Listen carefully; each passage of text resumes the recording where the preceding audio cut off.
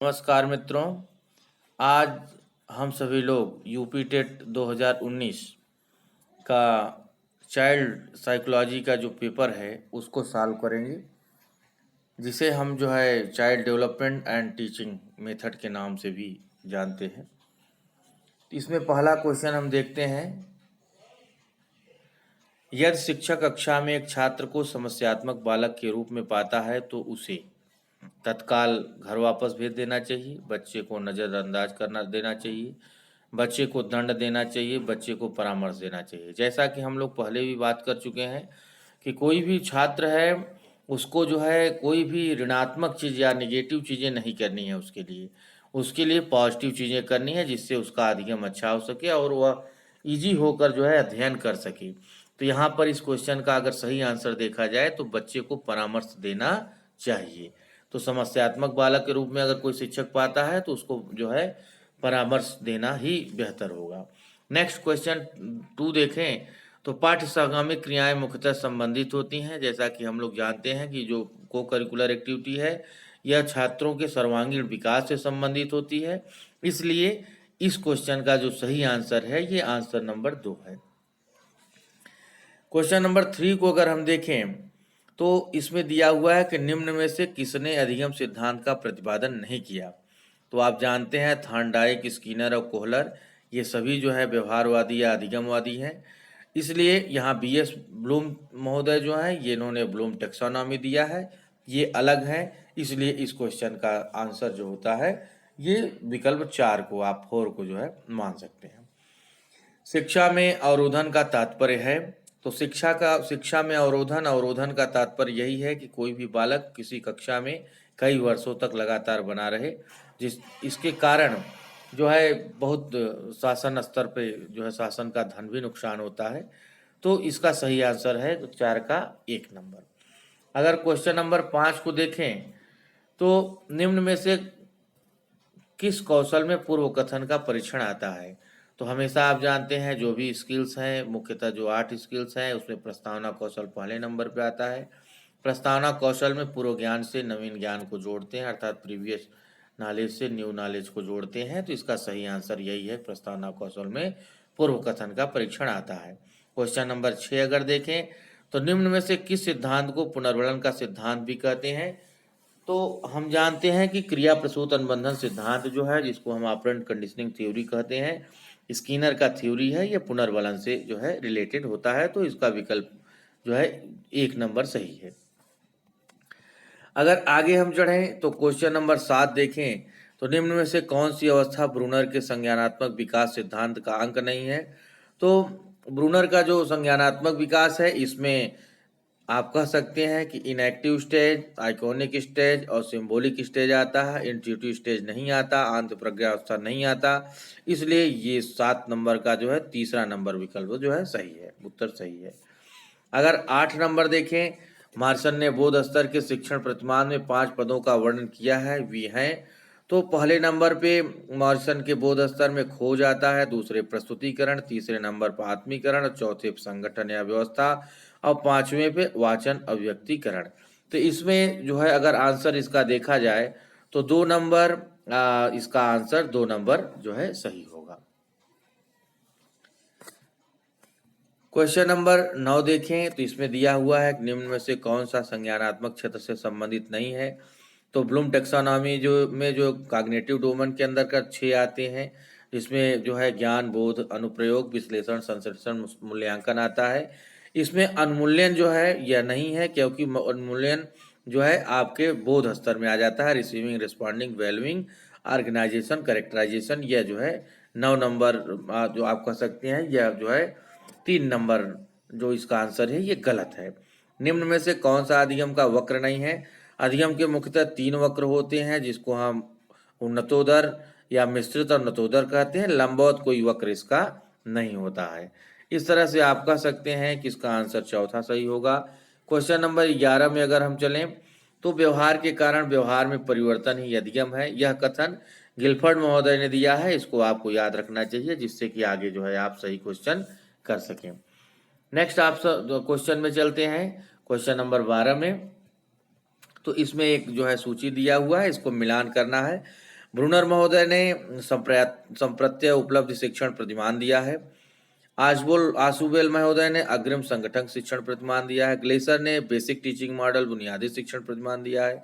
और गार्डनर ने साइनेटिक्स शिक्षण दिया है। तो इस तरह से अगर हम देखें तो ए का जो है थर्ड, और आप थर्ड ऑप्शन को इसको आंसर को मान सकते हैं।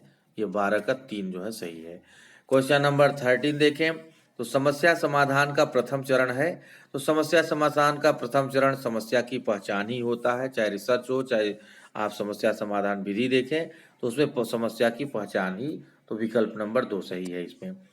क्वेश्चन नंबर 14 देखें, इसमें दिया हुआ है बालकों का अधिगम सर्वाधिक प्रभावशाली होगा जब जब बालकों का संज्ञानात्मक, आप कह सकते हैं संज्ञानात्मक, भावात्मक, मनोचालक या क्रियात्मक विकास अर्थात तीनों पक्षों का विकास जब होगा तो निश्चित ही बालक का ऑलराउंड डेवलपमेंट होगा, सबसे अधिक अधिगम उस समय उनका प्रभावशाली होगा।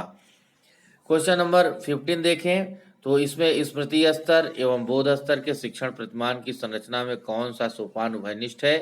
तो इसमें अगर आप देखें तो सामान्यीकरण जो है, क्योंकि हम बोध स्तर तक अगर चीज़ों को जान लेते हैं तो उसको सामान्यीकरण जनरलाइजेशन करने में आसान हो जाता है, इसलिए स्मृति का इसमें स्मृति स्तर और बोध स्तर में जो उभयनिष्ठ है उस जनरलाइजेशन या सामान्यीकरण है।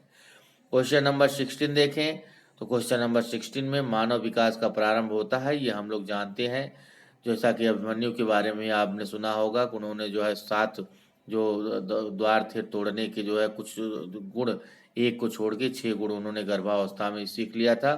तो कहने का मतलब है मानव विकास का प्रारंभ गर्भावस्था से ही प्रारंभ हो जाता है। नेक्स्ट क्वेश्चन 17 में अगर देखें तो द कंडीशंस ऑफ लर्निंग पुस्तक के लेखक हैं। तो इसके जो है लेखक R.M. गैने महोदय हैं। तो इसमें जो है ऑप्शन नंबर 4 सही है। क्वेश्चन नंबर 18 देखें, किशोरावस्था बड़े संघर्ष, तनाव, हमला व विरोध की अवस्था, यह कथन किसका है।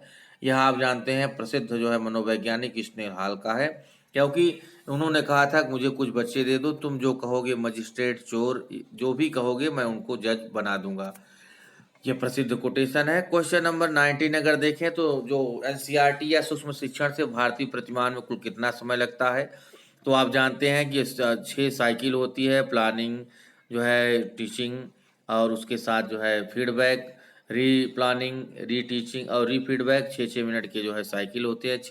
36 मिनट का यह जो है एनसीईआरटी अप्रोच कहिए या भारतीय प्रतिमान कहिए, 36 मिनट का होता है। अगर आप क्वेश्चन नंबर 20 देखें तो सीखने का पठार सीखने की प्रक्रिया के मुख्य विलक्षण है जो उस स्थिति को प्रकट करते हैं जिसमें सीखने की प्रक्रिया में कोई उन्नति नहीं होती। मतलब एक समय लर्निंग का ऐसा आता है कि उसके बाद जो है लर्निंग नहीं बढ़ती, लेकिन मोटिवेशन इत्यादि के द्वारा वो लर्निंग बढ़ाई जाती है। यह कथन जो है गेट्स व अन्य ने जो है इसको दिया हुआ है। नेक्स्ट क्वेश्चन 21 अगर देखें, इसमें कुछ जो है दिए हुए हैं, आप कह सकते हैं स्टेटमेंट, जिसमें आपको मैचिंग द वर्ड करना है। एनिमल इंटेलिजेंस जो है, इन्होंने एनिमल पे कार्य किया, बिल्ली के ऊपर कार्य किया, आप जानते हैं थार्नडाइक महोदय ने। पुनर्वलिक सूची अभी आपको हमने बताया कि ऑपरेंट कंडीशनिंग थ्योरी है जो है क्रिया प्रसूत सिद्धांत, जो कि स्किनर महोदय ने दिया। सारगर्भिता का नियम, ये आप कह सकते हैं इसको गेस्टाल्ट महोदय ने दिया। और अनुकूलन या अडाप्टेशन का जो सिद्धांत है ये पियाजे महोदय ने दिया। तो इस तरह से इसका ऑप्शन अगर हम देखें तो ए का 3 आप कह सकते हैं, ए का 3 और बी पुनर्वलन का जो है 4 कह सकते हैं। तो 3, 4 मतलब इसका ऑप्शन जो है आपका फर्स्ट हो गया। क्वेश्चन नंबर 22 अगर हम देखें, विकास कभी न समाप्त होने वाली प्रक्रिया अर्थात विकास निरंतर चलने वाली प्रक्रिया है। तो निश्चित ही इसका सिद्धांत जो है ऑप्शन में दिख ही रहा है, उसका उत्तर जो है ऑप्शन नंबर ए निरंतरता का सिद्धांत। इसके कुछ सिद्धांत है जो आप याद कर लें, अगर 8 जो है तो ये निश्चित ही हर बार परीक्षा पूछा जाता है, जो कि आगे हम डिस्कस करेंगे। क्वेश्चन नंबर 23 दिया हुआ है, संविधान के किस संशोधन से शिक्षा एक मौलिक अधिकार बन गई है। तो शिक्षा जो है मौलिक अधिकार 86वें संविधान संशोधन के द्वारा बनी है, अर्थात 23 नंबर का जो ऑप्शन है उत्तर ऑप्शन 3 सही है।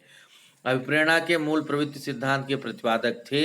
तो आप जानते हैं कि अभिप्रेरणा का मूल प्रवृत्ति का जो सिद्धांत है इसको मैकडूगल ने दिया है, जिसमें कि जो है 14 जो है पॉइंट है, जिसमें आप काम, क्रोध या ईर्ष्या ये सब चीज़ें इसके अंतर्गत आती हैं। अब्राहम मास्लो ने मानवतावादी सिद्धांत दिया है। और सिम्पसन महोदय को आप जानते हैं जो है, क्रैथवाल सिम्पसन, ये सब जो है आप कह सकते हैं मनोचालक जो है पक्ष को इन्होंने दिया है। विकास की किस अवस्था को कोल तथा ब्रूस ने संवेगात्मक विकास का अनोखा काल कहा है? क्वेश्चन नंबर 25 अगर आप देखें तो संवेगात्मक विकास का अनोखा काल जो है बाल्यावस्था को कहा जाता है, इसलिए इसका ऑप्शन नंबर 2 जो है आप सही कर सकते हैं। क्वेश्चन नंबर 26, किसने बहुविमात्मक प्रज्ञा का प्रत्यय दिया है? अर्थात आप कह सकते हैं मल्टीपल इंटेलिजेंस थ्योरी जो है ये गार्डनर महोदय ने दिया है, इसलिए इसका आंसर जो है 1 नंबर ऑप्शन सही होगा। क्वेश्चन नंबर 27, डिसलेक्सिया में यह करने में कठिनाई होती है। डिसलेक्सिया जो होती है यह पठन विकार से संबंधित होती है, अर्थात पढ़ने और वर्तनी में जो है बालक इसमें दोष उसमें आ जाता है, तो आप कह सकते हैं इसका आंसर 3 नंबर सही है। क्वेश्चन नंबर 28 अगर देखें कि निम्न में से क्या समावेशी कक्षा में शिक्षक की भूमिका नहीं है? यहाँ पर आप देखेंगे समावेशी कक्षा में शिक्षक की भूमिका नहीं है, तो आप अगर सब पढ़ें तो इसमें क्वेश्चन नंबर इसका 28 नंबर का ऑप्शन नंबर 2 देखें, शिक्षक को निःशक्त बच्चों पर ध्यान नहीं देना चाहिए, जबकि ऐसा नहीं है। समावेशी शिक्षा मतलब सभी को एक साथ लेकर एक छत के नीचे सभी, चाहे वो विकलांग हो, चाहे वो जो है स्लो लर्नर हो, चाहे तेज बच्चे पढ़ने में हो, इन सभी को एक साथ जो है बैठाकर शिक्षण दिया जाए, क्योंकि इससे सभी बच्चों का जो है ऑलराउंड डेवलपमेंट होने में सहायता मिलती है। इसलिए ना इसमें गलत ये ऑप्शन है, शिक्षक को निःशक्त बच्चों पर ध्यान नहीं देना चाहिए, ये एकदम गलत ऑप्शन है, इसलिए इसका उत्तर ऑप्शन नंबर 2 सही है। कक्षा में छात्रों को प्रश्न पूछने के लिए क्वेश्चन नंबर 29 है कि प्रश्न पूछने के लिए आप जानते रहिए कोई भी इफेक्टिव कक्षा है, इफेक्टिव क्लास है, तो उसमें छात्रों द्वारा प्रश्न पूछा जाता है। अगर प्रश्न नहीं पूछा जा रहा है तो ये वह क्लास जो है आप कह सकते हैं इफेक्टिव या प्रभावशाली नहीं है, इसलिए छात्रों को प्रश्न पूछने के लिए प्रेरित या प्रेरित करते रहना चाहिए। अगर आप देखें लास्ट जो है क्वेश्चन यहाँ पर दिया हुआ है, बच्चे की वृद्धि मुख्यतः संबंधित है, तो वृद्धि है दिया है growth of child is mainly related to, तो ग्रोथ हमेशा जो है आप कह सकते हैं शारीरिक विकास से, फिजिकल डेवलपमेंट से रिलेटेड होता है, जिसमें बालक की लंबाई, भार, ऊंचाई ये सब चीज़ें आती हैं। तो बच्चे की वृद्धि मुख्यतः संबंधित है किससे? शारीरिक विकास से। तो क्वेश्चन नंबर 30 का जो आंसर है यह जो है 3rd है, ऑप्शन नंबर 3rd। तो इस तरह से मित्रों आज हम लोगों ने यूपी टेट 2019 का जो पेपर है चाइल्ड साइकोलॉजी का, सीडीपी का चालू किया है। आगे निरंतर वीडियो आते रहेंगे, आप लोगों का प्यार इसी तरह मिलता रहे, और आप लोग जो है हमारे चैनल को सब्सक्राइब भी कीजिए, उसके साथ साथ जो है आप लाइक कीजिए और बेल आइकन को भी प्रेस कीजिए, जिससे कि निरंतर आपको ये आगे की वीडियो जो है इसी सीरीज में एक श्रृंखला के रूप में हम 2011 से 2022 तक के सारे पेपर इसी तरह से सॉल्व करेंगे, और इसका डिटेल जो है आपको डिस्क्रिप्शन जो है भेजते रहेंगे। आज के लिए आप लोगों को धन्यवाद।